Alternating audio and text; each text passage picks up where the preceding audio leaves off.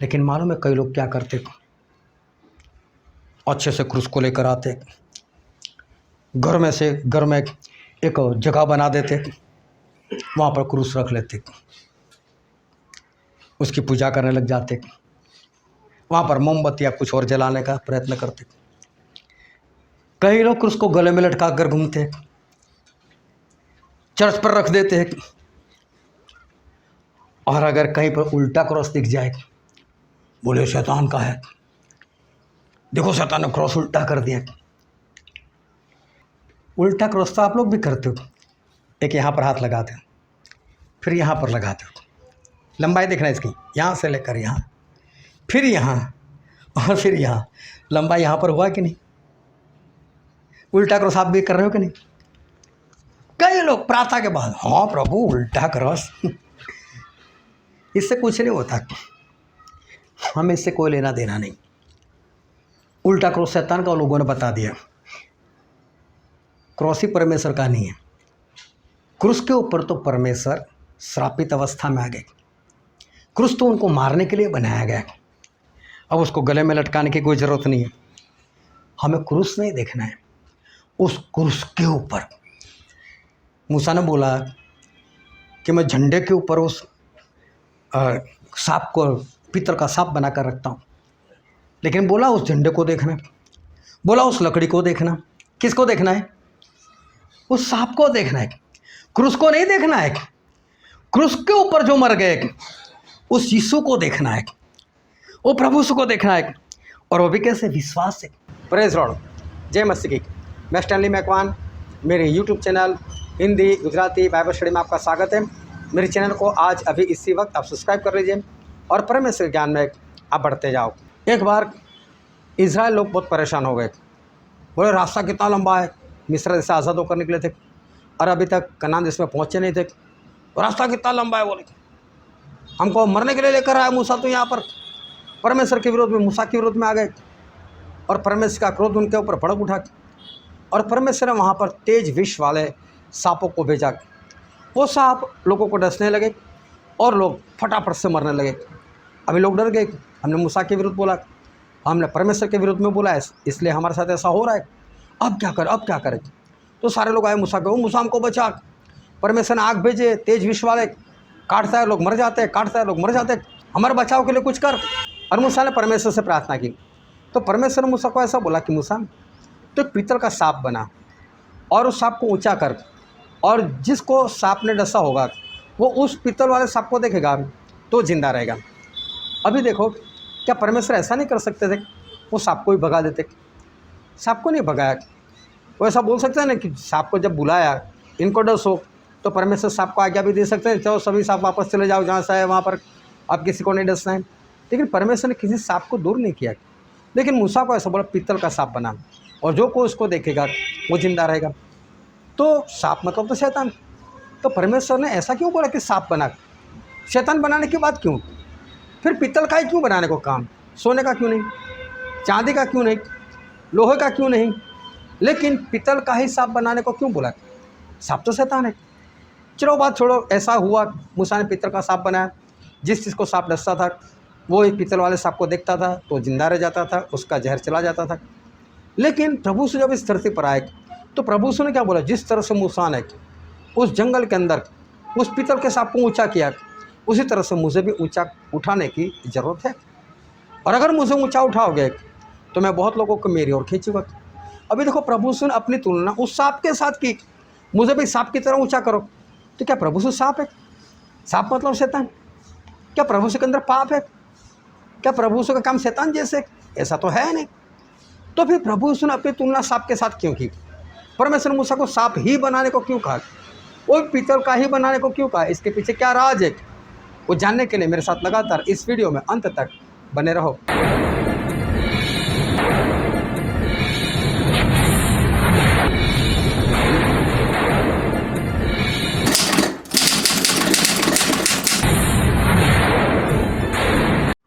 Hallelujah, hallelujah. चलो दोनों हाथों को उठाकर बोलो हालेलुया।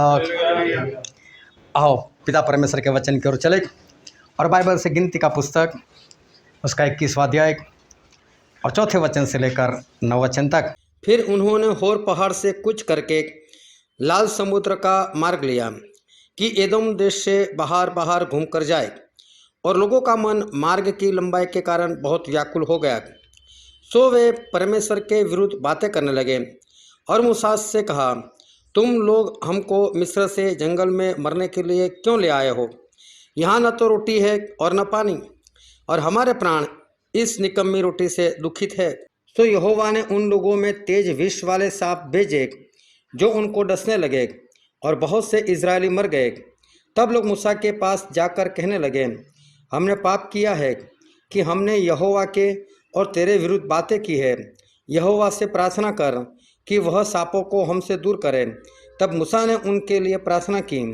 यहोवा ने मूसा से कहा, एक तेज विष वाले सांप की प्रतिमा बनवाकर खंभे पर लटका, तब जो सांप से डसा हुआ उसको देख ले वह जीवित बचेगा। सो मूसा ने पीतल का एक सांप बनवाकर खंभे पर लटकाया, और ऐसा हुआ कि जिस किसी इंसान को सांप ने डसा हो तो वो पीतल के सांप को देखता, तब वह जीवित रहता। पिता परमेश्वर का वचन हमारे बहुत ही आशीषित है, और परमेश्वर पिता का वचन सच्चा है। और बाइबल में लिखा है, यदि तू सच्चाई जानेगा तो सच्चाई तुझे आज़ाद करेगी। बहुत ध्यान से परमेश्वर के वचन को सुनना, समझना, उसको ग्रहण करना, और ख़ास करके उसके अनुसार चलना, ताकि परमेश्वर के राज के हम वारिस बन सके। जब प्रभु यीशु इस धरती पर थे तो एक बार कहीं पर जा रहे थे, और रास्ते में एक शहर आया, सामरिया शहर, और प्रभु यीशु को वहाँ से जाना हुआ। और वहाँ पर सुखार नाम की एक जगह थी। वहाँ पर एक कुआं था जो उनके पूर्वज इज़राइल मतलब याकूब ने बनवाया था। शहर के बाहर की साइड में था। प्रभु यीशु उस कुएं के ऊपर बैठ गए और अपने चेलों को बोला, मैं भूखा हूँ, मुझे भूख लगी है, आप सभी लोग जाओ, शहर में जाओ, कुछ खाना खरीदो और ख़रीद कर मेरे पास लेकर आओ। 12 चेले चले गए। दोपहर का वक्त था, धूप थी। प्रभु यीशु उस कुएं के ऊपर बैठे हुए थे, और तभी एक स्त्री, जवान और खूबसूरत, वो वहाँ पर अपना घड़ा लेकर पानी भरने के लिए आई। जब वो पानी भरने के लिए आई तो प्रभु यीशु उसी के लिए रुके हुए थे। प्रभु यीशु उसी के साथ बात करना चाहते थे। तो प्रभु यीशु उससे बात की, बोले, स्त्री मुझे पानी पिला। वो स्त्री प्रभु यीशु को ऊपर से नीचे देखने लगी। बोले, तू तो यहूदी है और मैं सामरिया की हूँ, हम दोनों का तो आपस में रिश्ता नहीं, हम लोग आपको नहीं बुलाते, आप लोग हमें नहीं बुलाते, और फिर तू मेरे पास पानी क्यों मांगता है? तू यहूदी है, क्यों मेरे पास पानी मांगता है? और उसी वक्त प्रभु से ने एक बात बताई, हे स्त्री, अगर तू परमेश्वर के वरदानों को जानती, तू मुझे जानती कि मैं कौन हूँ, तो स्त्री तू मेरे पास पानी मांगती और मैं तुझे जीवन जल देता, मैं तुझे जीवित पानी देता। अभी जो स्त्री थी वो उस ज़माने में 6 शादी कर चुकी थी, और यहाँ पर प्रभु उसी के पास वो आई थी। वो तो अपना पानी भरने के लिए आई थी, लेकिन प्रभु से चाहते थे उसको बचाना। और प्रभु से ने उसको बोला कि तू अगर मुझे जानती, परमेश्वर को जानती, परमेश्वर के वरदानों को जानती, और तू उसको जानती जो तुझे कह रहा है कि स्त्री मुझे पानी पिला, तो तू मेरे पास पानी मांगती और मैं तुझे जीवन जल देता, मैं तुझे जीवित पानी देता। तो स्त्री ऐसा बोल रही, ना तेरे पास कोई बाल्टी है, ना तेरे पास कोई रस्सी है, और हमारा पूर्वज याकूब, उन्होंने ये कुआं बनवाया, इतने वर्षों से लगातार उसमें पानी आ रहा है, हम लोग उसको पी रहे। क्या तू उससे कोई बड़ा है? तू याकूब से बड़ा है क्या, जो तू मुझे पानी देता?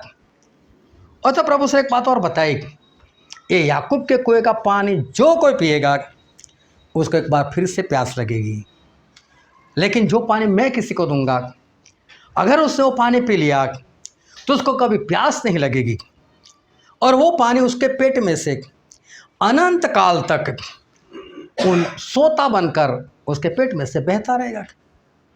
ये स्त्री हैरान, ऐसा कैसा पानी ये देगा जिसको एक बार पीने से कभी प्यास नहीं लगती? लेकिन यहाँ पर प्रभु सुने एक पानी की बात की, एक ऐसा पानी जो जीवित पानी था उसके बारे में बात की। और ये स्त्री उस पानी के लिए तैयार हो गई, मुझे चाहिए वो पानी। लेकिन तभी प्रभु यीशु ने उसको जो बताना चाहा था वो ये था कि स्त्री तू व्यभिचार में है और व्यभिचारी को कभी भी ये पानी नहीं दे सकता मैं, इसको तुझे छोड़ना होगा। और जब वो स्त्री प्रभु यीशु को पा लेती है, अपने सारे व्यभिचार से वो आज़ाद हो जाती है।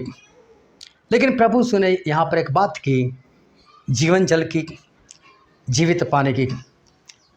एक बार प्रभु यीशु इसी तरह से लोगों के साथ रहकर प्रचार कर रहे थे, और जो यहूदी लोग थे उसमें भी जो अधिकारी लोग थे वो कई बार यीशु से बहस करने लग जाते थे और यीशु को झूठा करार करने का वो प्रयत्न करते थे। और उन लोगों ने एक बार बता दिया यीशु को, मालूम है हम इज़राइल के लोग हैं, हमारे जो पूर्वज लोग थे ना उन लोगों ने तो मान्ना खाया था, मान्ना। अब उनको क्या मालूम, मान्ना देने वाला ही सामने, वही तो सब कुछ कर रहे थे, लेकिन घमंड से बोल रहे। लेकिन प्रभु ने भी उनका घमंड तोड़ दिया, बोले तुम्हारे पूर्वज लोग मान्ना खा खा कर मर गए, मर गए वो तो मान्ना खाया उसका मतलब क्या, फायदा क्या हुआ? मालूम है परमेश्वर ने तुम्हें वो रोटी नहीं दी जो आसमान से आती है, क्योंकि उनको तो ऐसा ही था, मन्ना आसमान से आता है, आता नहीं था आसमान से, उसको स्वर्गदूतों की रोटी कहा गया। लेकिन प्रभु से कुछ और बातें कहना चाहते थे। प्रभु ने ऐसा बोला कि तुमको अगर ऐसा लगता है कि परमेश्वर ने हमको आसमान से रोटी दी, तो आप लोग जो आसमान की रोटी की बात करते हैं ना, वो मानना नहीं था। मालूम है आसमान से जो रोटी आई कौन है? बोला आसमान से जो रोटी है वो तो मैं हूँ। और प्रभु ने बोला आसमान से जो रोटी है मैं हूँ। बोले जो कोई मुझे खाएगा ना उसको तो भूख भी नहीं लगेगी और प्यास भी नहीं लगेगी, दोनों बोल दिया कि जो कोई इस रोटी को खाएगा उसको कभी भी प्यास नहीं लगेगी। और बाइबल में एक वचन पढ़ते हैं यूहन्ना उसका 7वां अध्याय और वचन 37। फिर पर्व के अंतिम दिन जो मुख्य दिन है, यीशु खड़ा हुआ और पुकार कर कहा, यदि कोई प्यासा हो तो मेरे पास आकर पिए। प्रभु सुने ये जीवन जल के बारे में लोगों से कहा जब पर्व का दिन था। देखो पर्व का दिन यहाँ पर लिखने का कारण ये है कि पर्व का मतलब पूरी इज़राइल प्रजा वहाँ पर इकट्ठा हुई है और उन सभी को प्रभु यीशु बता रहे जो कोई प्यासा हो वो मेरे पास आए और मेरे पास आकर पिए। और ये पानी वो जीवन जल की बात कर रहे थे, वो पवित्र आत्मा की बात कर रहे थे। उसी तरह से उन्होंने कहा कि जो रोटी तुम्हारे बाप दादाओं ने खाई और मर गए वो परमेश्वर ने आसमान से नहीं भेजी थी, जो आसमान की रोटी है वो तो मैं हूँ। और फिर लोगों से कहा, हम वचन पढ़ते हैं यूहन्ना उसका अध्याय 6 और वचन 35। यीशु ने उनसे कहा, जीवन की रोटी मैं हूँ, जो मेरे पास आएगा वह कभी भूखा ना होगा और जो मुझ पर विश्वास करेगा वह कभी प्यासा ना होगा। यहाँ पर बाइबल में लिखा है कि आसमान से जो रोटी आई है वो आसमानी रोटी मैं हूँ, वो जीवन जल मैं हूँ। ये रोटी मैं हूँ जो आसमान से आती है और जो मुझसे खाएगा वो कभी भी, जो रोटी मैं देता हूँ जो मुझसे खाता है समझ लो वो कभी भी भूखा ना होगा, वो कभी भी प्यासा ना होगा। मानना तो कुछ भी नहीं था, लेकिन ये रोटी उससे भी ज़्यादा है। ये प्रभु से ने बात बताई। चेले लोगों को प्रश्न होते थे कि प्रभु यीशु ये पिता कौन है, ये बाप कौन है, हमें बाप के बारे में भी तो कुछ बताओ। और तब प्रभु यीशु ने एक बात लोगों से कही थी और एक वचन पढ़ते हम यूहन्ना उसका 14वां अध्याय और वचन 6। यीशु ने उससे कहा, मार्ग और सच्चाई और जीवन मैं ही हूँ, बिना मेरे द्वारा कोई पिता के पास नहीं पहुँच सकता। प्रभु यीशु ने बताया कि मार्ग सच्चाई और जीवन मैं हूँ। यहाँ पर प्रभु से एक बात बताना चाहते हैं कि मेरे बिना पिता के पास मतलब स्वर्ग में कोई नहीं जा सकता। मेरे बिना मतलब मेरे सहारा लिए बिना मुझे बाईपास कर कर कभी भी कोई स्वर्ग में पिता के पास नहीं जा सकता। और उसका कारण बताया कि मैं कौन हूँ, मैं मार्ग हूँ। प्रभु से वो रास्ता है कि वही रास्ता हमें स्वर्ग में ले जा सकता है। और कोई रास्ता जितने भी है उसमें से कोई भी रास्ता हमें स्वर्ग में नहीं ले जा सकता। एक ही रास्ता है, और वो कौन सा है? प्रभु यीशु। एक ही रोटी है जिसको खाने के बाद हमको भूख नहीं लगती, वो रोटी प्रभु यीशु है। एक ही पानी ऐसा है जिसको पीने के बाद हम कभी प्यासा नहीं होंगे, और हमारे अंदर से वो पानी सोता बनकर बहता रहेगा। वो पानी भी कौन है? प्रभु यीशु।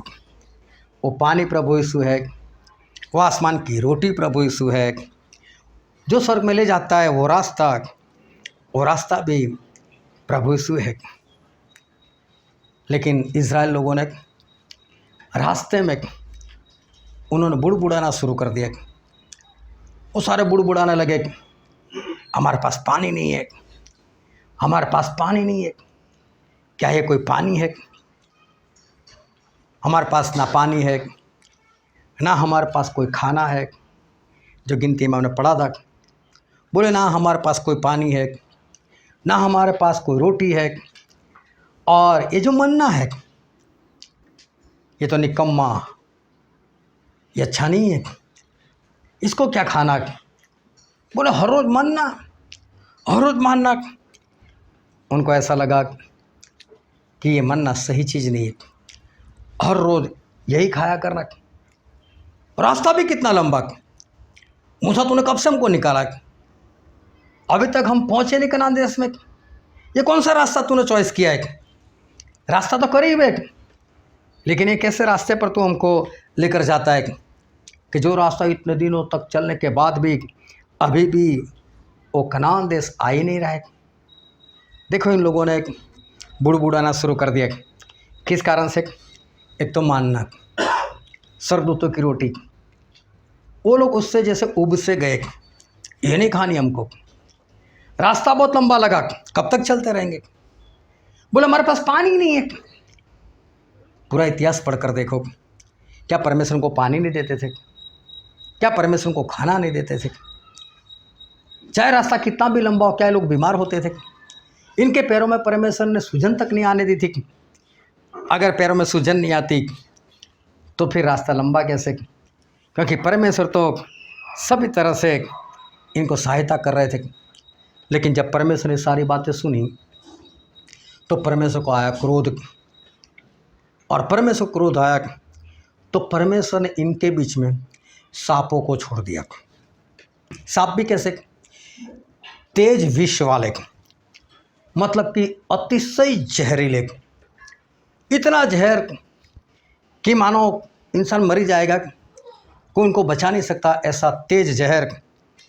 ऐसे सांपों को परमेश्वर ने इनके बीच में छोड़ दिया। अभी क्या हो, लोग मरने लगे। सांप डसता था, लोग मरते थे। सब लोग समझ गए, मूसा का विरोध किया, परमेश्वर के विरोध में बोले, पानी के बारे में बोले, रोटी के बारे में बोले, रास्ते के बारे में बोले। इसलिए ऐसा हुआ, परमेश्वर क्रोध भड़का हुआ है। रास्ता क्या है? बस एक ही एक, मूसा के पास जाओ, मूसा के पास है। मूसा हमसे गलती हो गई, हमने तेरे विरोध में बात की, हमने परमेश्वर के विरोध में बात की, कुछ कर।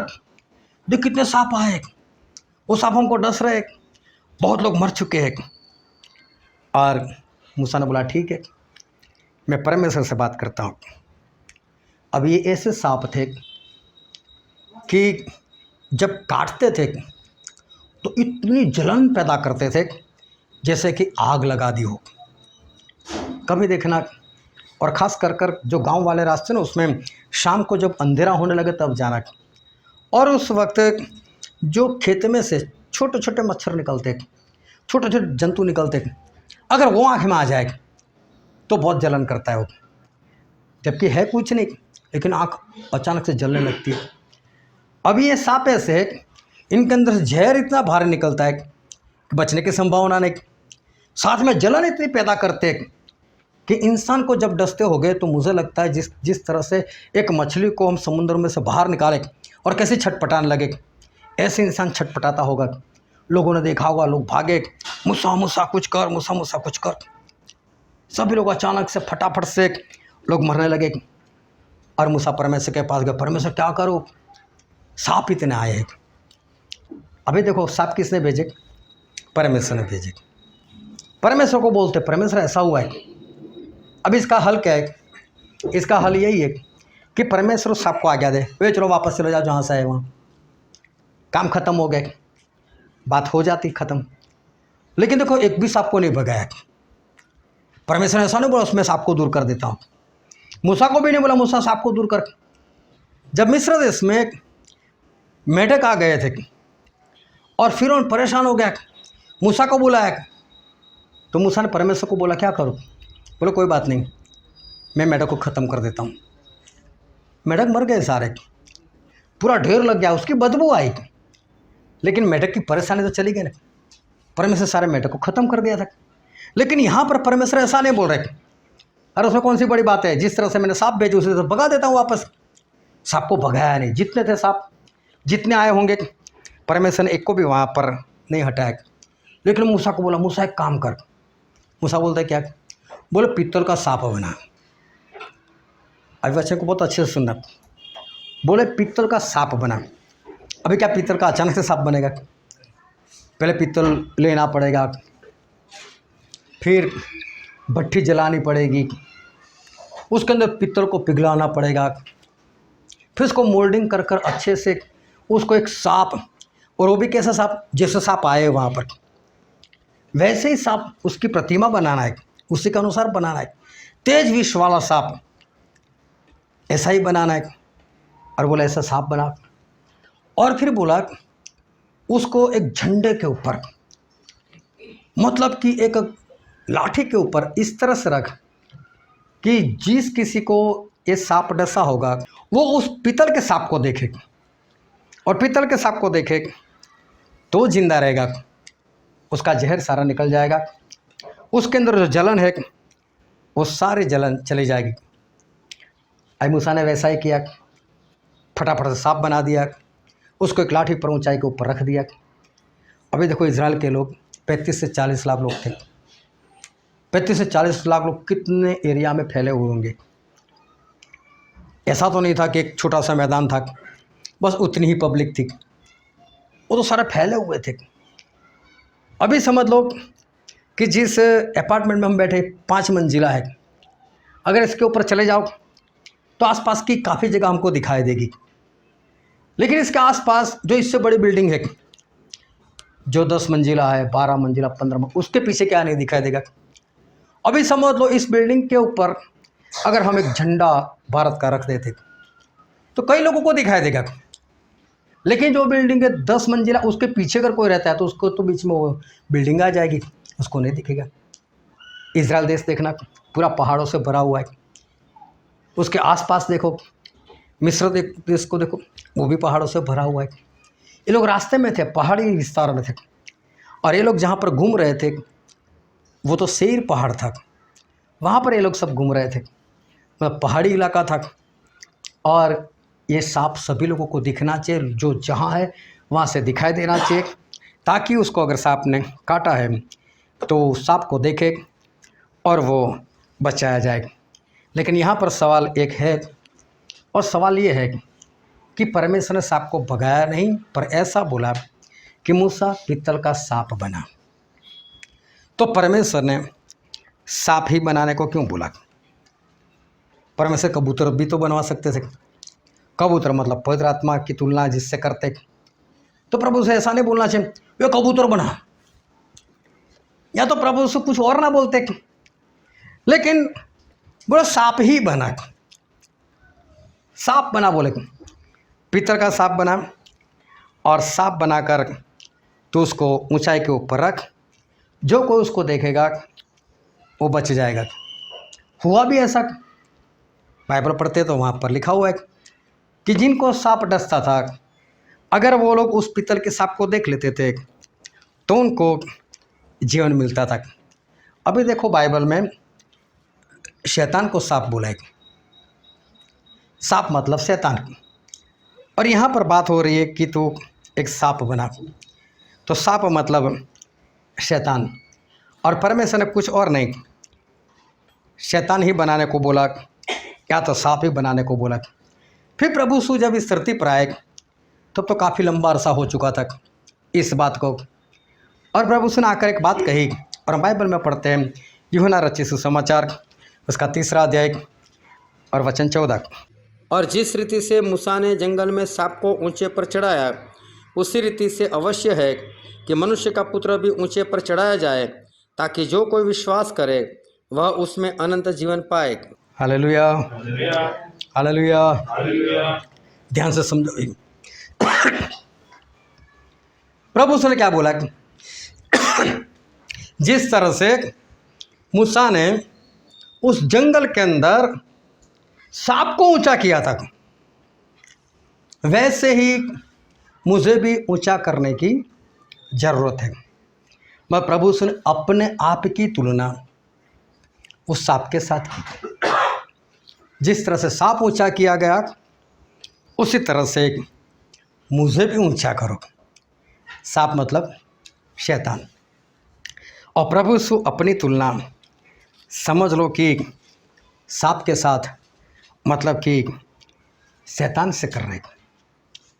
और ये जो सांप था जो परमेश्वर ने वहाँ पर भेजा था, उस सांप की वजह से तो मौत आई थी। जिसको डसता था वो तो सारे मर जाते थे।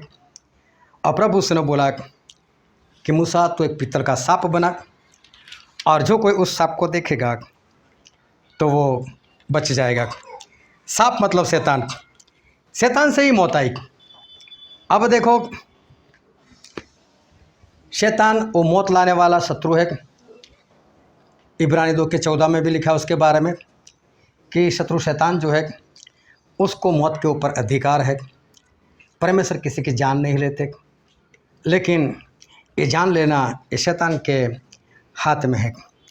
लेकिन फिर भी ये शैतान, ये सांप और प्रभु यीशु वही बात कर रहे कि जिस तरह से सांप को ऊंचा कर दिया गया, उसी तरह से मुझे भी ऊंचा उठाना है। मतलब अपनी तुलना एक सांप के साथ, मतलब वो पीतल का सांप समझ लो। प्रभु यीशु ऐसा कहना चाहते, मैं भी वही हूँ, मुझे भी ऊंचा करो, मुझे भी उस सांप के समान ऊंचा करो। क्या प्रभु यीशु सांप है? प्रभु यीशु अपनी तुलना उस सांप के साथ कर रहे, लेकिन क्या प्रभु यीशु सही में सांप है?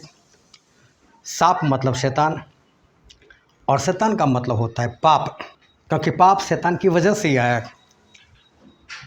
अब देखो कि प्रभु यीशु अपनी तुलना वो शैतान से कर रहे, सांप से कर रहे।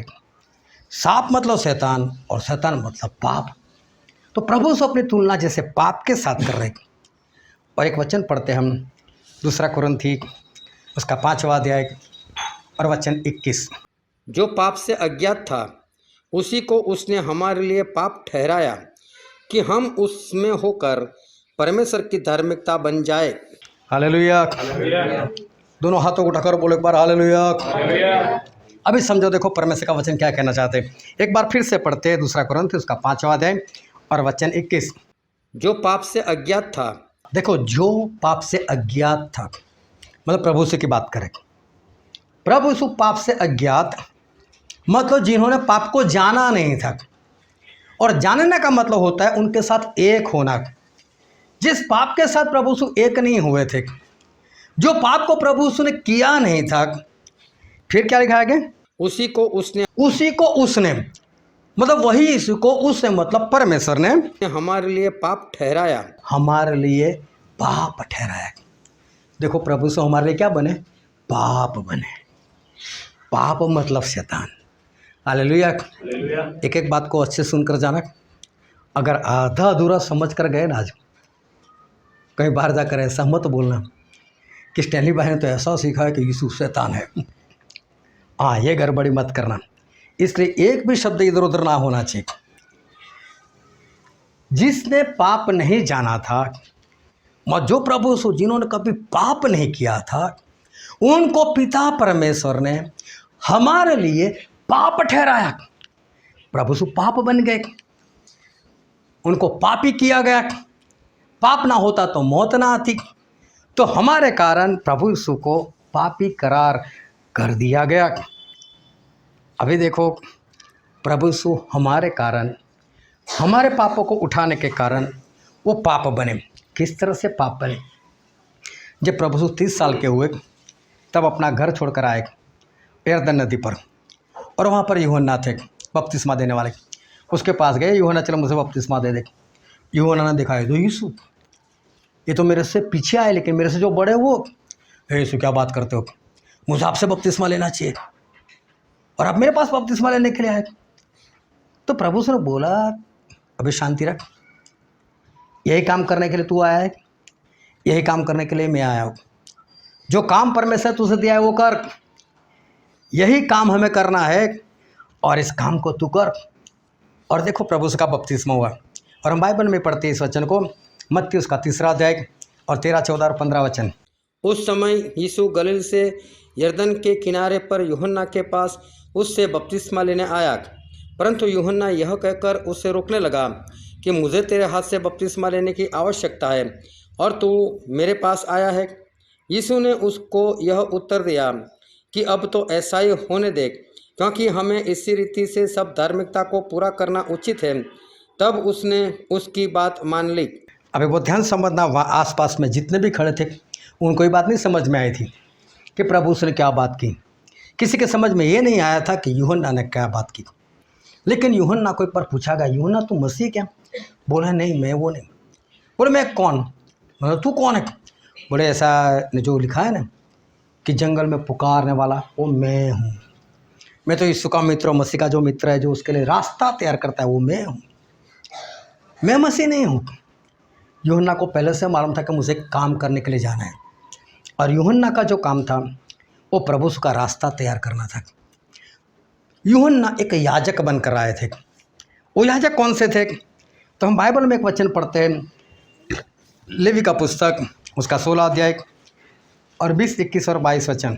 और जब वह पवित्र स्थान और मिलाप वाले तंबू और वेदी के लिए प्रायश्चित कर चुके, तब जीवित बकरे को आगे ले आए, और हारून अपने दोनों हाथों को जीवित बकरे पर रखकर इजरायलियों के सब अधर्म के कामों और उनके सब अपराधों, निदान उनके सारे पापों को अंगीकार करे, और उनको बकरे के सिर पर धरकर उसको किसी मनुष्य के हाथ जो इस काम के लिए तैयार हो जंगल में भेज के छुड़वा दे, और वह बकरा उनके सब अधर्म के कामों को अपने ऊपर लादे हुए किसी निराले देश में उठा ले जाएगा।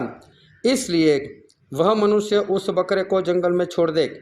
यहाँ पर जो बाइबल में लिखा है कि उस वक्त जो याजक थे, वो याजक को परमेश्वर ने एक बात कही थी। ये 16वां अध्याय घर पर जाकर अच्छे से पढ़ना तो पता चल जाएगा कि प्रभु से बपतिस्मा क्यों लिया था। क्योंकि ज़्यादातर लोग क्या समझते हैं कि यीशु मसीह ने इसलिए बपतिस्मा दिया ताकि हमको एक नमूना मिले, और यीशु ने लिया तो आप क्यों नहीं लेते? इसके लिए नहीं प्रभु ने लिया। क्योंकि बपतिस्मा क्यों लिया जाता था? पापों की क्षमा के लिए। तो जिन्होंने पाप ही नहीं किया वो नाटक क्यों करे? जब पाप ही नहीं किया तो बपतिस्मा क्यों ले? प्रभु का बपतिस्मा जो हम लेते वो बपतिस्मा नहीं था। लेकिन बपतिस्मा का मतलब होता है डूबना। तो प्रभु डूबकर बाहर निकले, तो लोगों को ऐसा कि प्रभु का बपतिस्मा हुआ। लेकिन प्रभु ने क्यों डूबकर वहाँ से बपतिस्मा लिया या डूबकर क्यों बाहर निकले, उसका कारण था। और वो कारण ये था कि प्रभु ने ऐसा बोला था कि याजक के पास 2 बकरे लेकर आओ और उनके ऊपर चिट्ठी डालो। और एक चिट्ठी में लिखा जाता था अजाजेल के लिए। और अजाजेल का मतलब होता है कि एक बकरा ऐसा होगा जिसको जिंदा रखना है, लेकिन सारे इजराइल के घराने के पाप उस बकरे के ऊपर रखना है और उस बकरे को उजाड़ में जंगल में छोड़ देना है। वो इजराइल के पाप लेकर इधर उधर घूमता रहेगा। तो वो जिंदा बकरा वो हारून के पास लेकर आए, और हारून क्या करता था? अपने दोनों हाथ उसके ऊपर रखते थे, और उसके ऊपर हाथ रखकर हारून वो सारे इजराइल के गुनाह को कबूल कर कर अंगीकार कर कर उस बकरे के ऊपर रख देते थे। अब सारे इजराइल को पाप क्षमा, और सभी के पाप किसके ऊपर? इस बकरे के ऊपर। उसको भेज दो जंगल में, वहाँ घूमता रहेगा। और देखना कई जगह पर आज भी ये चलता है। जब किसी के जीवन में कुछ मुश्किल आती है तो आज भी जादू टोना करने वाले क्या बोले, काला बकरा लेकर आओ। और इसको फिर कुछ जागरूक न कर ऐसे ही छोड़ देते।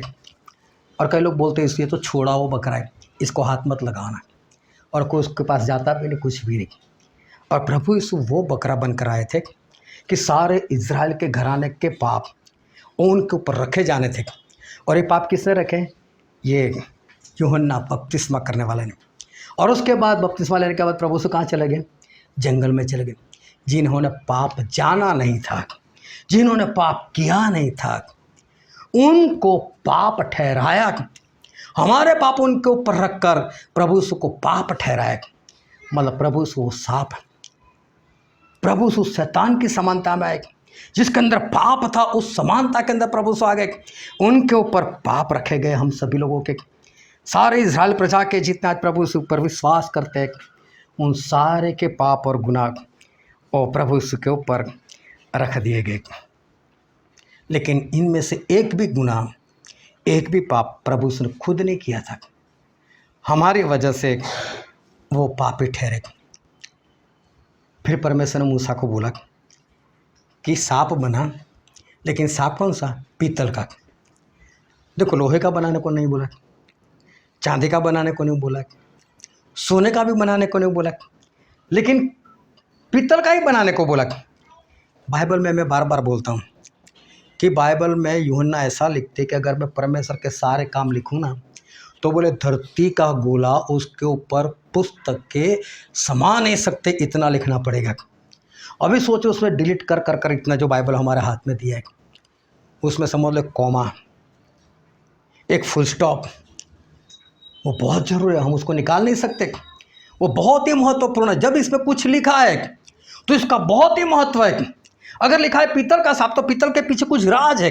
ऐसे नहीं लिखा पीतल, जहाँ पर सोना लिखा तो सोने के पीछे कुछ राज है। अगर वहाँ पर पैराग्राफ भी करते हैं ना, तो पैराग्राफ में भी राज छुपा हुआ है।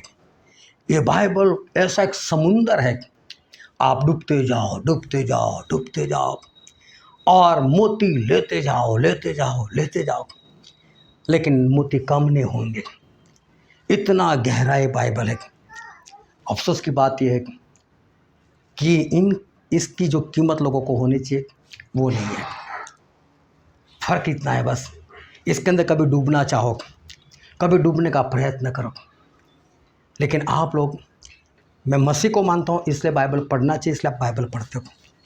अगर मैं अभी भी सभी लोगों को उठा कर पूछूं कल कितना बाइबल पढ़ा, तो शर्मनाक उत्तर मिलने वाला है मुझे। इसलिए मैं बोलता हूँ ये बाइबल ऐसी वैसी चीज़ नहीं है, बहुत गहरा है। समुद्र इसके सामने कुछ भी नहीं। बोला पीतल का सांप बनाओ, उसके पीछे कोई बात थी।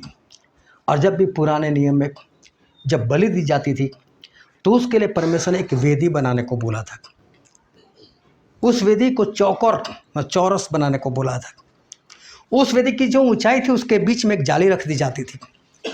उस जाली के ऊपर उस पशु को जिसकी बलि होती थी, बलि होने वाली थी, उसको बांध दिया जाता था। उसके ऊपर उसको रख कर उस वेदी के ऊपर चारों ओर एक सिंग बनाया जाता था, और सिंग बनाया जाता, वहाँ पर रस्सी से उसको अच्छे से बांध दिया जाता था। इस तरह से पशु को बांध दिया जाता था ताकि पशु थोड़ा सा भी छटपटाए ना। उसके चारों ओर दीवार लग जाती थी, और उस पशु को कुछ भी नहीं दिखाई देता था चारों ओर। और फिर उसको काट कर उसके नीचे वाला जो हिस्सा था, वहाँ पर लकड़े रखे जाते थे। उस लकड़े को जलाकर होम बलि दी जाती थी उस वेदी के ऊपर। हालेलुया। और बाइबल में लिखा है, निर्गमन का पुस्तक उसका 27वां अध्याय और 1 और 2 वचन। फिर वेदी को बबूल की लकड़ी की 5 हाथ लंबी और 5 हाथ चौड़ी बनवाना। वेदी चौकोर हो और उसकी ऊंचाई 3 हाथ की हो, और उसके चारों कोनों पर 4 सिंग बनवाना। वे उस समेत एक ही टुकड़े के हो, और उसे पीतल से मढ़वाना। हालेलुया। क्या बोला था? बबूल का पेड़। बबूल मतलब जो हम दातुन करते हैं ना, वो पेड़। उसके ऊपर बड़े बड़े कांटे लगते हैं। इतना निकम्मा पेड़ है, कभी उसको कोई पानी देने नहीं जाता, फिर भी खड़ा हो जाता है। कहीं पर भी जाओ, कहीं भी उस झाड़ पर चले जाओ, चाहे कुछ और लगे या ना लगे, बबूल का पेड़ अपने आप लग जाता है। बस कोई भी उसके पास जाए उसको कांटे जरूर लगते। और मालूम है बबूल का पेड़ कौन है? हम ही ये लोग हैं। और इसलिए बोले बबूल का पेड़ लेकर आओ, उसकी वेदी बनाओ। लेकिन वेदी को क्या करो? पीतल से, पीतल से उसको मढ़ लो, मतलब उसके आगे पीछे ऊपर नीचे चारों ओर पीतल लगा दो। अब किसी को लगेगा तो क्या दिखेगा? पीतल दिखेगा, उनको बबूल नहीं दिखाई देगा। अगर बबूल की लकड़ी वहाँ पर है और आग लगाओ तो फिर तो वो जल जाएगी। इसलिए चारों ओर क्या? पीतल।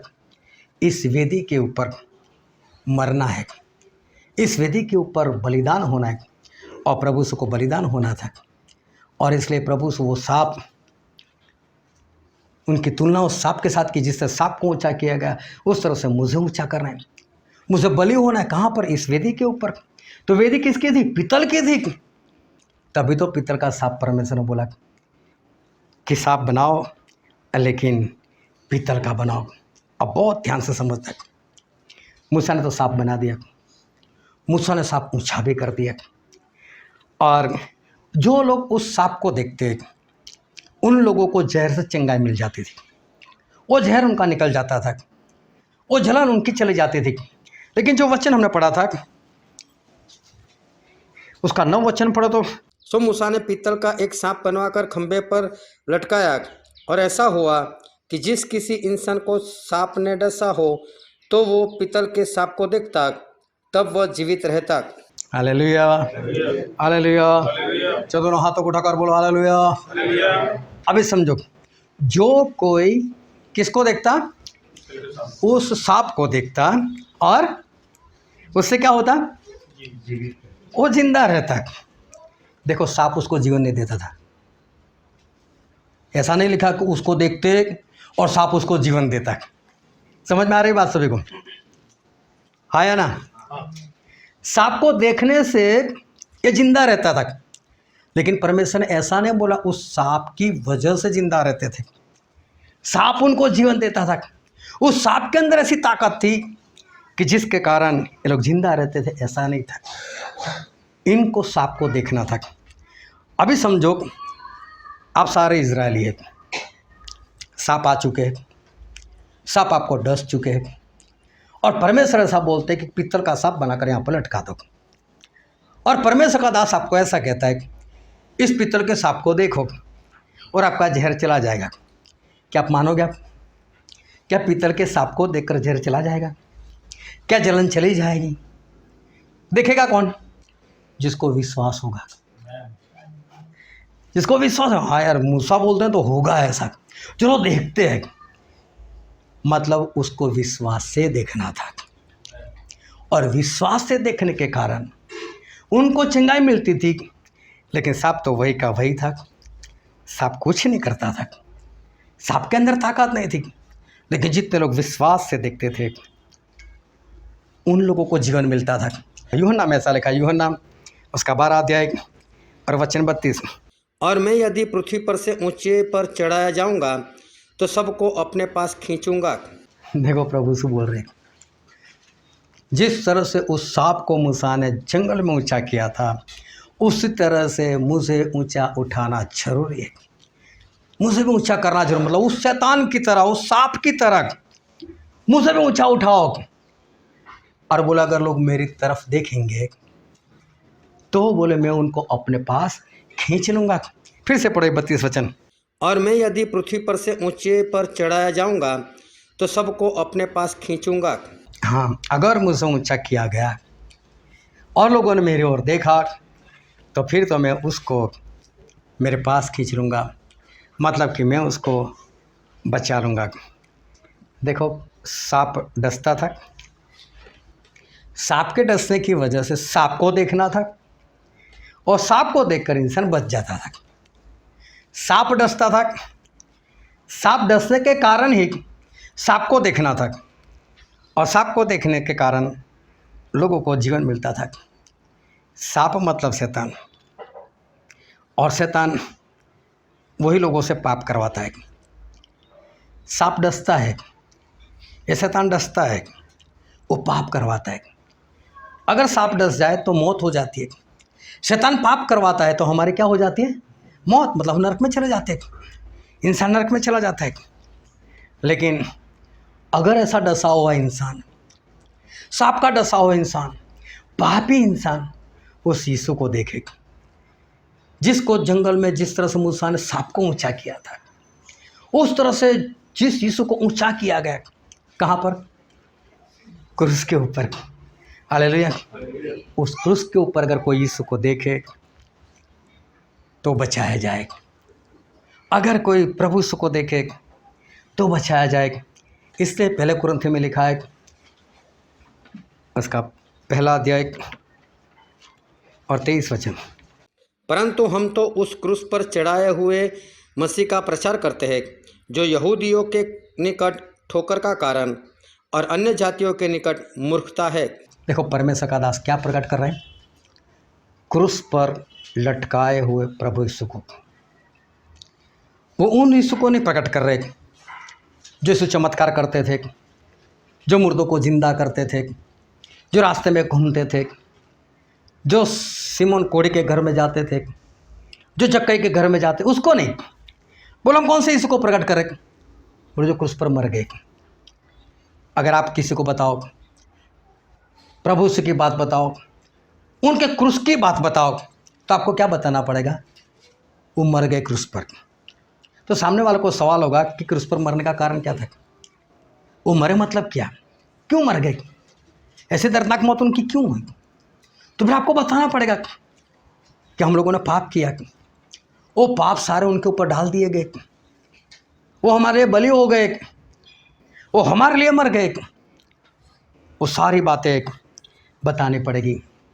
प्रभु से बोलते हैं, अगर मुझे ऊंचा किया गया, मतलब मैं क्रूस पर लटकाया गया, मैं सभी लोगों के पाप मेरे ऊपर ले लिए, और तब कोई मेरी ओर देखेगा तो बोले उसको मैं मेरी ओर खींच लूँगा।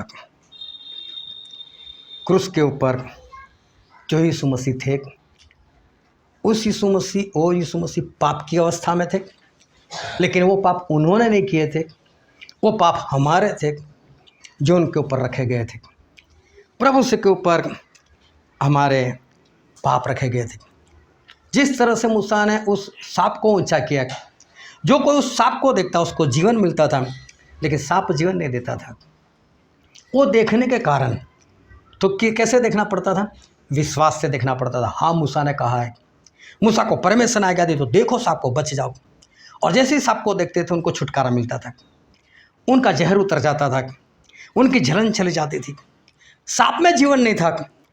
विश्वास उस सांप को देखने के कारण जीवन मिलता था। अब प्रभु से की बात है, ऊंचा उठाया गया सांप वो कोई और नहीं, वो प्रभु यीशु है। अब प्रभु यीशु को देखकर जीवन मिलता है, लेकिन ये काम कैसे करना है? विश्वास से करना है। और जो वचन हमने पढ़ा था गिनती उसका 21वां अध्याय, और पढ़ो तो उसका 4 और 5 वचन। फिर उन्होंने होर पहाड़ से कूच करके लाल समुद्र का मार्ग लिया कि एदोम देश से बाहर बाहर घूम कर जाए, और लोगों का मन मार्ग की लंबाई के कारण बहुत व्याकुल हो गया। सो वे परमेश्वर के विरुद्ध बातें करने लगे और मूसा से कहा, तुम लोग हमको मिस्र से जंगल में मरने के लिए क्यों ले आए हो?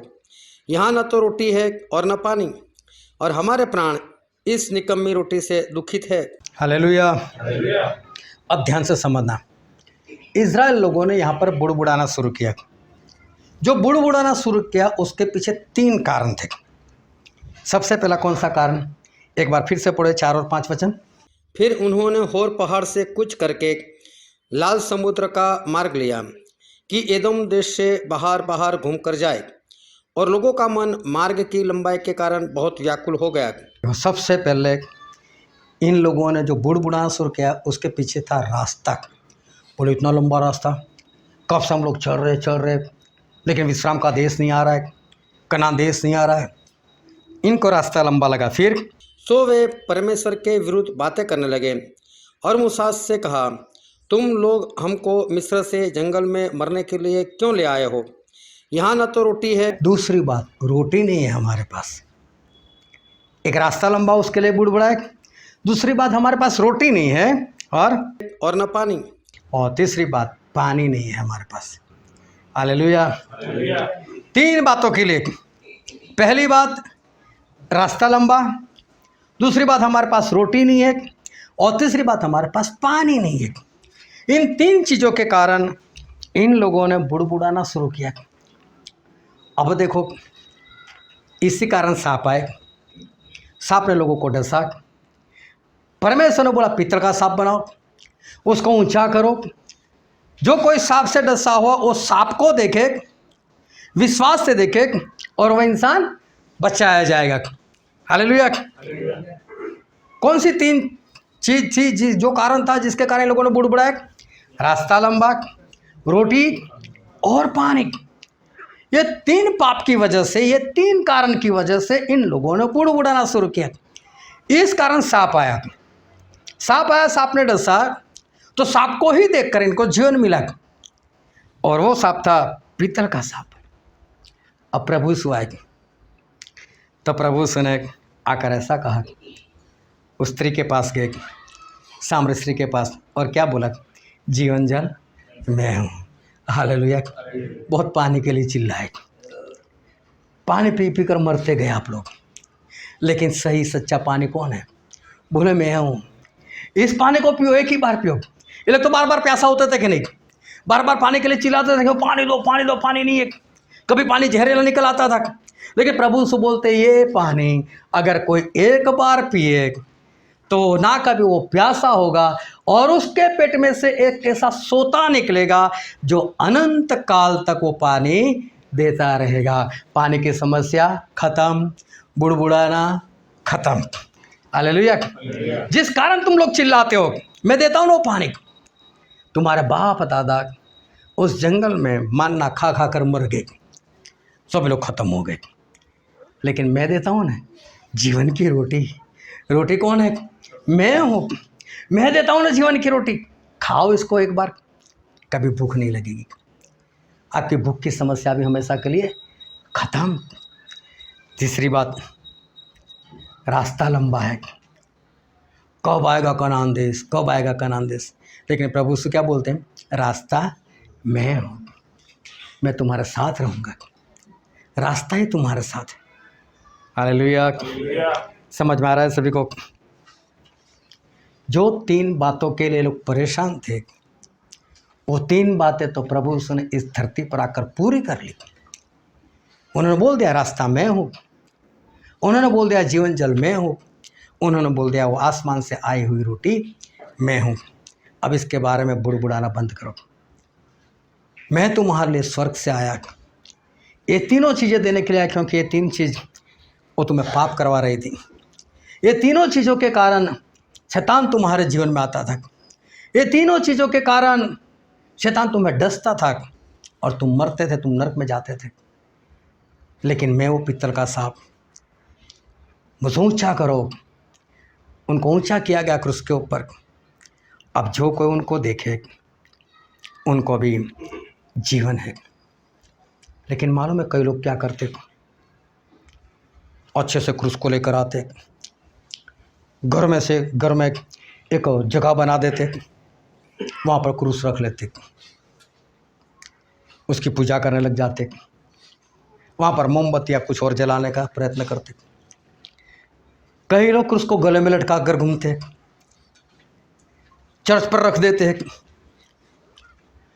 और अगर कहीं पर उल्टा क्रॉस दिख जाए, बोले शैतान का है, देखो शैतान ने क्रॉस उल्टा कर दिया।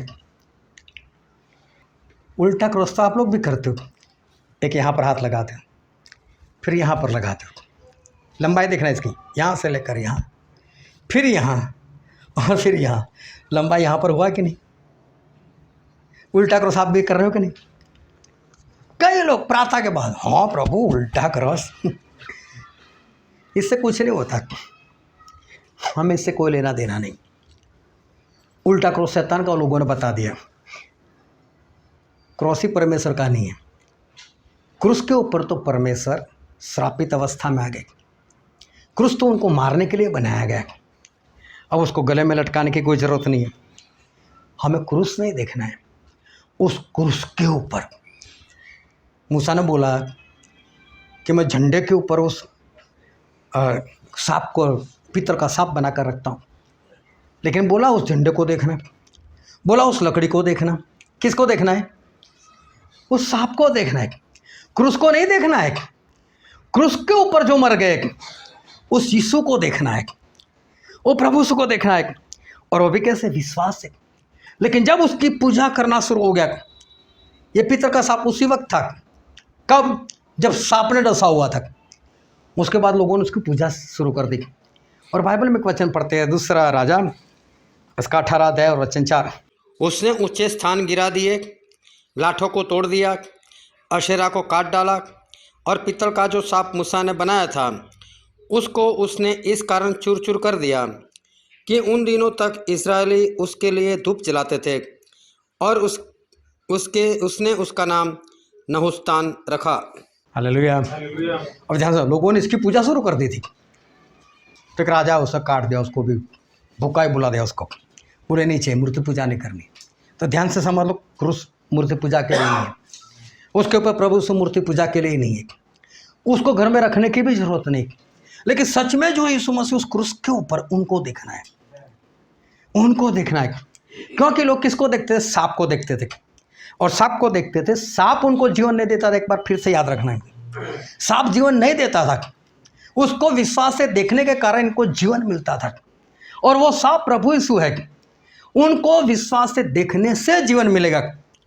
तो विश्वास से क्या देखना है? यही मार्ग है, यही रोटी है, और यही जीवित पानी है। हालेलुया। विश्वास से ये देखना है।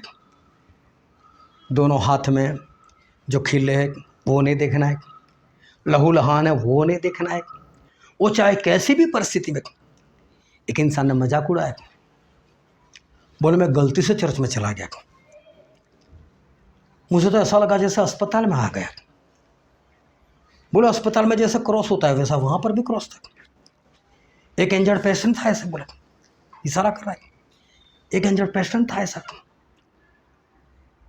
ऐसे देखने से कुछ नहीं होगा। यीशु मर गए, वो लहू लहान है, उनके हाथों में खिल्ले, कोड़े की मार, लहू की धारा, नहीं, वो नहीं देखना है। उनको विश्वास से ये देखना है कि यही मार्ग है, चाहे कैसी भी परिस्थिति में, यही मेरा रास्ता है, वही मुझको परमेश्वर के पास पहुंचाएंगे, यही मेरे लिए जीवन की रोटी है, और यही जीवन का जल मतलब पवित्र आत्मा यही है, यही मुझको पवित्र आत्मा दिला सकते हैं और कोई नहीं। हालेलुया। प्रभु को कैसे देखना है? विश्वास से देखना है। विश्वास से देखोगे तो आपको क्या मिलेगा? जीवन मिलेगा। और वो विश्वास क्या है? कौन सी 3 चीज़ें चाहिए हमको? मार्ग, रोटी, पानी। रोटी क्या है? परमेश्वर का वचन है, इसमें ही जीवन है। पानी क्या है? पवित्र आत्मा। वो हमको कहाँ पर रखने? हमारे दिल में रखने। और रास्ता, जिस रास्ते पर हमको चल कर जाना है वो रास्ता खुद प्रभु यीशु, मतलब जिस रास्ते पर प्रभु यीशु चले उसी रास्ते पर हमको चलना है। इजराइल में जाकर नहीं, मतलब वो रास्ता जिस तरह से उन्होंने निंदा सहन की लेकिन निंदा नहीं की, जिस तरह से उन्होंने लोगों की भलाई ही चाहिए, उन्होंने कभी किसी के साथ लड़ाई झगड़ा नहीं किया, और नहीं मेरा थोड़ी कसूर था, अरे मैं ऊँचा आवाज़ ना करूँ तो उसका आवाज़ बंद नहीं होता। ये सारे बहानेबाजी छोड़ो, लड़ाई झगड़े के लिए परमेश्वर ने हमको नहीं बुलाया। उन्होंने जो रास्ता चुना, जिस रास्ते पर से प्रभु यीशु चले उसी रास्ते पर हमको चलना है। जैसे वो चले वैसा ही हमको चलना है। वो ऐसा नहीं बोलते मैं जबरदस्ती तुझे स्वर्ग में लेकर जाऊंगा, वो नहीं बचाएंगे। ध्यान से समझना, बचने का रास्ता बता दिया, मैं हूँ बचाने वाला, लेकिन आओ मेरे पास विश्वास से। रास्ता में हो, मेरे पीछे चलो। चेलों का हाथ पकड़ कर नहीं चलते, चेले कहाँ चलते थे? प्रभु से के पीछे पीछे, उनके पीछे चलना है। जैसे काम वो करते वैसे आप करो। जिस तरह से वो पवित्र आत्मा से भरे हुए थे आप पवित्र आत्मा से भर जाओ। जिस तरह से वो पवित्र आत्मा को दुखी नहीं करते थे आप दुखी मत करो। और जिस तरह से वो वचन में थे 12 साल की आयु में, 12 साल की आयु का अगर बच्चा हो तो उसके पास वचन होना चाहिए। इस वचन से हमको जिंदा रहना है। प्रभु से ने बोला कि इंसान रोटी से नहीं लेकिन इस वचन से जिंदा रहता है, जो परमेश्वर के मुंह से निकला है वही हमको जीवन देगा। तो प्रभु को ऐसे हमको देखना है पूरे विश्वास के साथ। यही जीवन की रोटी मतलब यही वचन है। इस वचन की हमें सख्त ज़रूरत है। इस वचन की स्टडी करना, इस वचन को समझना, इस वचन के अनुसार चलना वो हमारा फर्ज है, हमारी ज़रूरत है, तभी हम बचाए जाएंगे। वो जीवित पानी है, वो जीवित पानी हमको चाहिए, लेकिन पानी तब मिलेगा जब आप अपने जीवन से 6 के 6 पत्ते को दूर कर दोगे। कई लोगों के अलग अलग पत्ती होते हैं, सभी के जीवन में एक से ज़्यादा पत्ती है, लेकिन वो सारे पत्तियों को दूर करना एक ही हमारा पत्ती, वो प्रभु यीशु है। हाँ, बाकी जो भी ऐसी चीज़ें जिसका हम कहा हुआ मानते वो पति के समान ही है, उसको हमें दूर करना है। और तीसरी बात, अगर उनके साथ रहोगे तो कभी रास्ता लंबा नहीं लगेगा, क्योंकि वो हमारे साथ है। पूरे विश्वास के साथ जाओ। इसलिए प्रभु यीशु ने मूसा को बोला था, मूसा जिन जिन लोगों को इस शैतान ने सांप ने काटा है तो बोलो उस सांप को ही देखे। प्रभु बताना चाहते थे कि तुम्हारी वजह से मैं पापी बना, तुम्हारा पाप मैंने उठा लिया। आप कहीं पर भी किसी के भी पास जाओ, आप जिसको सबसे ज़्यादा प्रेम करते हो उसके पास जाओ, और जिसके पास आपको ऐसा लगता है वो सबसे ज़्यादा आपको प्रेम करता है उसके पास जाओ। सिर्फ उसको ऐसा बोलो, क्या मेरे पापों में तू सहभागी है? क्या मेरे पापों का फल तू मेरे साथ भुगतेगा या भुगतेगी? पता चल जाएगा कितना प्रेम है। लेकिन जब आप परमेश्वर को नहीं जानते थे, उस वक्त परमेश्वर ने आपके पापों को अपने ऊपर ले लिया है। जिस वक्त हम पैदा नहीं हुए, जो पाप हमने नहीं किया था, उससे पहले हमारे पापों को हमारे परमेश्वर उस क्रूस के ऊपर अपने ऊपर ले लिया है। विश्वास करो उनका, जिन्होंने पाप जाना नहीं था लेकिन हमारे पाप उनके ऊपर गए। उनकी परिस्थिति को देखो कि वो परिस्थिति तुम्हारी होने चाहिए थी। वो क्रूस तुम्हारा था, वो कोड़े तुम्हारे थे, वो खिले तुम्हारे थे, लेकिन विश्वास करो कि वो उन्होंने ले लिए। उस नरक में हमको जाना था, लेकिन आत्मा में वो खुद नरक में गए, वहाँ से लोगों को बाहर निकाला। पूरे विश्वास के साथ प्रभु जी के पास जाओ, पूरे विश्वास के साथ। वो विश्वास अगर आप उनको देखोगे और ये सारी बातों के ऊपर विश्वास करोगे, ऐसा चलोगे, तब बचाए जाओगे। प्रभु जबरदस्ती किसी के साथ नहीं करते। लेकिन अंतिम वक्त में हम पहुँच चुके, बहुत कुछ इस दुनिया में हो रहा है, अभी मालूम नहीं कब मसीह का विरोधी खड़ा हो जाए, कब पवित्र आत्मा का काम खत्म हो जाए, कब हमारे पास मौका खत्म हो जाए। उससे पहले आज हमारे पास जो मौका है उसका फ़ायदा उठाओ। आज जो हम प्रार्थना कर सकते, आज जो हम संगति में जा सकते, आज जो हम परमेश्वर के आज्ञाकारी कर सकते, आज सब कुछ करो। आज ही से अपने आप को सही रीति से परमेश्वर को समर्पित कर दो, ताकि बचाए जाओ। विश्वास से उनको देखो, उनकी हालत को देखो। वो हालत हमारी होनी चाहिए थी, लेकिन वो बता रहे कि उस सांप को इसलिए देखो क्योंकि वो मैं हूँ और मैंने तुम्हारे पाप मेरे ऊपर लिए, उसको याद करो। ऐसा मत समझो कि उससे ज़्यादा कोई और भी प्रेम करने वाला है, कोई नहीं है। उनके जैसा प्रेम हमें कोई नहीं कर सकता। हालेलुया। आओ सभी अपने आँखों को बंद करें, अपने मस्तकों को प्रभु के आगे झुकाए। ये वक्त है कि हम अपने आप को जांचें, ये वक्त है कि हम अपने आप को परखें। जिस यीशु को आप क्रूस पर देखते हो, लहू लहान हालत में देखते हो, जिनके सर के ऊपर कांटों का ताज आप देखते हो, जिनके दोनों हाथों में पैरों में आप खिल्ले देखते हो, जिनको लहू लहान देखते हो, लेकिन पूरे विश्वास से देखो, ऐसे हालात आपके होने वाले थे, नहीं होने दिए उन्होंने आपसे इतना प्रेम किया कि आपके सारे पापों को देखा नहीं, कितने गंदे पाप है, कितने बड़े पाप है, कुछ नहीं देखा, लेकिन सब कुछ अपने ऊपर ले लिया उन्होंने, सारे पाप अपने ऊपर ले। पूरे विश्वास से उनको देखो। वो कहते हैं मैं ही मार्ग हूँ, वो कहते हैं जीवन की रोटी मैं हूँ, जिसके खाने से आप जिंदा रहते। वो परमेश्वर का वचन है, वो परमेश्वर का शब्द है, ये बाइबल वही है। उनको अच्छी तरह से पढ़ो, उसकी स्टडी करो, उसके अंदर डूब जाओ। बहुत सारा खजाना इसके अंदर रखा हुआ है। इस बाइबल से विश्वास बढ़ता है। वो कहते हैं जीवन जल मैं हूँ, वो जल जिससे जीवन मिलता है, वो जल जिसको पीने के बाद कभी आप प्यास से नहीं होते, वो जल जो आपके पेट के अंदर से एक झरना बनकर बह निकलता है, वो प्रभु यीशु खुद देते हैं। यही तीन चीज़ों के कारण शैतान आपको डसता है, आप हार जाते हो, थक जाते हो। कब प्रभु यीशु आए, कभी मुश्किल में से हमको आज़ाद करे, कभी बीमारी में से आज़ाद करे, लेकिन आप खुद उनको देखो, विश्वास से देखो तो बचाए जाओगे। विश्वास से देखो कि यही जीवन की रोटी है, यही जीवन जल है, यही मेरे लिए रास्ता है। और उनके हालात ऐसा इसलिए है क्योंकि उन्होंने मेरे पापों को उठाया है। वो भले परमेश्वर है, वो अच्छे परमेश्वर है। कोई अपना पद छोड़कर हमारे पास नहीं आ सकता, लेकिन वो परमेश्वर होने के बावजूद इंसान बनकर हमारे बीच में आए ताकि हम बचाए जाए। पूरे विश्वास से उनको देखो, सही मायने में उनको अपना जीवन समर्पित कर दो और वो जीवन जल, वो जीवन की रोटी और रास्ता चुन लो ताकि आप बचाए जाओ। ये वचन समझने के लिए, ग्रहण करने के लिए, उसके अनुसार चलने के लिए प्रभु की कृपा हम सभी पर होने पाए।